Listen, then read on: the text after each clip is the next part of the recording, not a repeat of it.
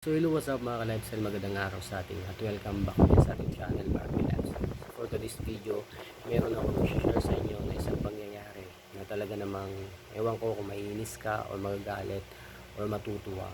Pero sa tingin ko, napakaraming mga tao yung naiinis sa grupong ito. So yung tinutukoy ko pong grupo mga ka-lifestyle is yung Federal Tribal Government na nagsimula doon sa Sur, din dinala dito sa Surigao City. So actually, upon watching videos ng mayor namin dito, I found out na ito palang federal tribal government is meron na silang mga kaso pa dati pa. So ngayon lang medyo nag-iingay sila ulit dito sa social media kasi nga meron establishmento yung dito sa lugar namin is pinadlakan nila. Kaya kung napapansin nyo, very viral talaga yung word na padlock, no?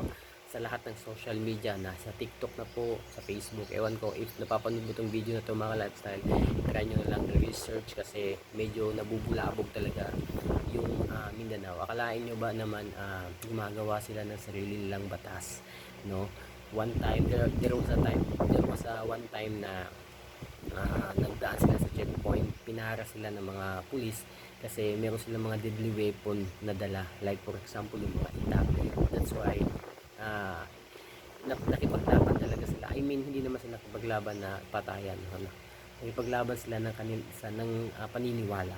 I know mga kalab sila, nasa democratic country tayo, na malaya tayong gawin or ihayag yung ating mga pinaniniwalaan. Pero yun nga lang, minsan nga lang sumusobra na yung iba, no? Yung federal tribal government dito sa amin is marami ng mga nagagambalang establishmento. Meron ng iba na natatakot na magbukas kasi baka yung mga customer sa loob is mapadlakan. So yun yung ginagawa nila. Kasi napapadlakan daw yung isang establishmento, mapadlakan daw nila once na hindi daw ni-receive yung letter na binibigay nila. Hindi natin alam kung ano yung statement o nakalagay doon sa letter na binibigay nila kung bakit hindi ni-receive ng mga establishment. So ganun pa man, sa tingin ko meron ng mga nag-explain na illegal pa rin yung ginagawa nila. Kahit meron silang letter, wala silang karapatang padlock ng mga establishmento dito. Kasi nga dahilan nila nasa ancestral land po tayo daw. So kumbaga taong bayan, taong Pilipino yung may-ari, no? Kung kaya't itong grupo na to medyo matunog na talaga dito sa amin kasi ewan ko bakit napakaraming mga followers nito, no? And I think ewan ko kung tinatakot ba to or hindi, kung ano ba yung kapalit, no? Ano yung kapalit pag nag-join ka sa grupong to. Pero anyways, the sooner or the later malalaman din natin yan kasi itong grupo na to, yung dato nila is meron na palang mga case dati during the pandemic time. So meron silang mga lugar na ino-occupy which is they are not allowed kasi pandemic time nga, no? So yun, marami na silang kaso pala. So lately lang tong naging viral kasi yun na nga, may pinadlakan silang isang establishmento dito, yung absolute essential trader dito sa lugar namin, no? So yung pinadlakan nila. And then yun na nga, sabi ko meron gumagawa din sila ng sarili nilang checkpoint mga ka-lifestyle. Imagine naglagay sila ng barikada doon mismo sa lugar nila sa Bang 3 ata yun, para yung mga dumadaan, ewan ko kung i-check nila, I'm not totally sure, pero naglagay sila ng barricade, kumbaga sarili ng checkpoint, kaya very alarming, natatakot yung ibang mga tao na dumaan.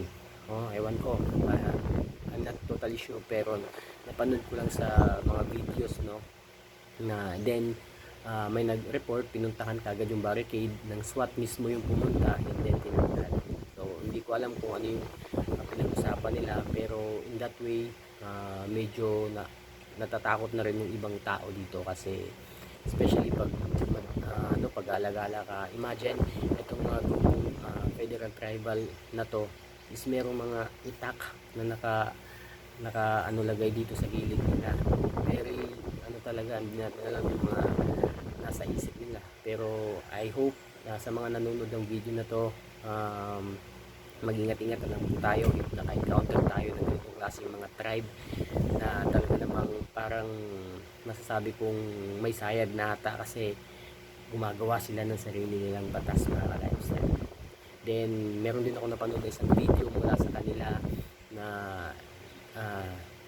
during pasasalamat sa Panginoon, merong I think merong pinibigay na mga halad kasi yung tawag dito sa amin, kumbaga yung nagdo-donate ka, donation, every time na may pumapasok naglalagay ng halad. So imagine, so ano yun, kumbaga scam din ang tawag doon. So again, share ko lang sa inyo para kasi naganap na medyo ano na, viral na talaga tribe na yan dito sa lugar namin, and I think magbabiral pa to dito sa buong bansa.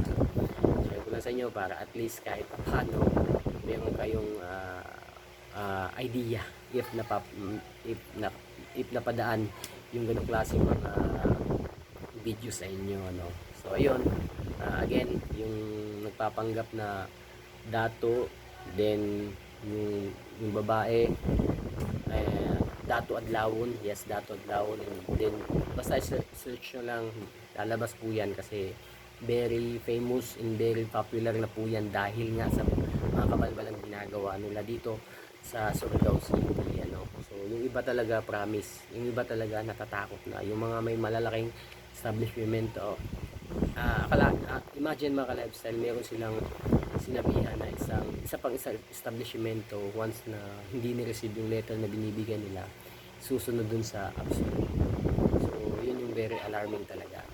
Kaya yung iba, mga kapitbahay ko dito, natatakot baka kasi padlakan din yung bahay nila. So that's why word of the day talaga sa Facebook, sa page is padlock. So kung mapapansin nyo talaga yan, mga ka-lifestyle, very viral po talaga yan ngayon dito sa amin. So again, meron ng ginagawang action yung government dito, no, especially yung mayor namin, kasi balak din nilang magsampa ng kaso kasi during the time na just checkpoint, merong ginagawang kumbaga naaabala na yung yung personnel natin. Pwede silang kasuhan ng obstruction of justice kasi yun na nga, ako wala ko masyadong alam sa mga batas-batas, no, pero once na sinasagot-sagot mo talaga yung personnel ng PNP, pwede ka kasuhan talaga. So yun yung ginagawa nila. There was a time na parang nagmumura na yung dato nila, no? Ayaw talagang magpatalo ini-insist niya talaga yung kanyang pinaniniwalaan, which is rights din naman niya yan, pero yun na nga lang, medyo sobra na, no. So ang opinion ko dito, dapat po talagang patawag na to sa sa mataas na hukuman para doon sa sa Senate hearing para malaman yung totoo kung ano yung dahilan nila, kung ano yung pinaglalaban ng grupong to. So imagine mga ka-lifestyle, napakaraming mga followers na nito, no, dito sa Surigao City. I hope, iwan ko kung ano yung nakakain nila, pero gaya nga ng sabi ko, may sarili tayong pinaniniwalaan. Siguro pinangakuan to, yung mga followers ito, pinangakuan siguro ng lupa, no, kasi ancestral land daw Pilipino daw yung may-ari, government, sila daw yung may-ari. Yun yung pagkakaintindi ko sa explanation ni Dato Adlawon. So yun lang mga ka-lifestyle, share ko sa inyo.